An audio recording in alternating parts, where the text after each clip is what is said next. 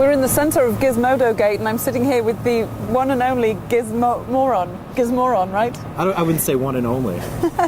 You are Richard Blakeley, yes. First and foremost. And like I said a few minutes ago, I'm just tempted to say you've been a naughty boy. Tell us what happened. Well, it depends on where you read. It does.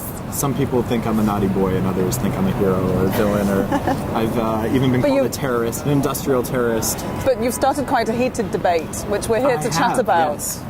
The debate between journalists and bloggers and what it means to be a blogger or a journalist. Exactly. So just very quickly, for those who are not yet up to speed, you were at the CES convention, yes, which has just wrapped up a few days ago, and you had a sneaky little idea that's upset a few people. It wasn't my idea, but okay, I will take full credit for it. Set that straight. All right. I was handed a TV remote begun by some guys at Make Magazine and my editor-in-chief, and I was just told to go have fun.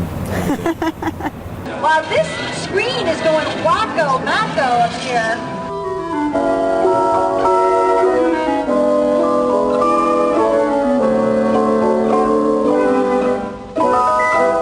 It does tarnish the reputation of bloggers, and I think that the initial reactions were all from tech journalists that had to be negative about it in order for them to not lose their own press credentials next year, because we've only been invited as bloggers for the last 3 years. Before then, they were very anti-blogger because of things exactly like the type of things that we do and I just did. As much as people complain about what I did, it did bring a large amount of traffic. Mm-hmm. So there's like a question of journalism over traffic. The whole day I was editing, I was sitting right next to fake Steve Jobs, and he thought it was absolutely hysterical, but when he got in as his persona as fake Steve Jobs, of course he was like, oh, those blogger kids, bad, bad, bad. So even if you laugh at it, they still had to be negative about it, and it is the question of old media and new media. And everybody at the New York Times who was saying I was a terrorist and ruining all these companies. It's Motorola, it's Intel. I didn't ruin anyone's company. I doubt I'm going to send the stock plummeting of any one of those companies just because I turned off their TV during the boring parts of their presentation and not the important parts. I cut it in a way so it looked worse than it was. And when the people at the Times are ripping into me, that's not my demographic anyway. I wasn't making a video for 40-something white-year-old middle-aged men, you know? I was making it for people who would think that was funny. Yeah, sure. I'm not a tech journalist. I'm just a videographer who makes stupid, funny videos. And the most amazing thing is I don't think that anybody else has ever done that big of a background check, because I've done this kind of stuff countless times. Sure. And everybody says it's going to ruin my reputation, and my next employer is going to Google me and they're going to find it, and it's still not even on the front page of Google.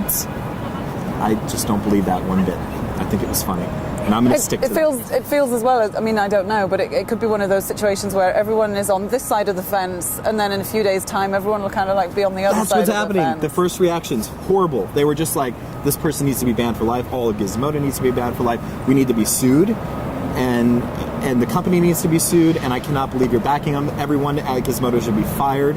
And then after that initial, this is horrible, now the stories that are coming out, oh, it was actually funny, oh, look at the bigger debate, right, oh, let's put this in perspective. And I think after today, after Macworld, it's not going to be in question whatsoever, because now everybody's going to be talking about that new beautiful laptop. It was shock tactics reporting to begin with to scare off any other bloggers who were maybe thinking of doing the same thing and following in your footsteps. Yeah. That, and they kept saying that they were welcoming this behavior for next year, and I don't think that's going to be the case whatsoever, because I don't think you can top that. And that is not a challenge. I think that's a good way to end this interview. Me too.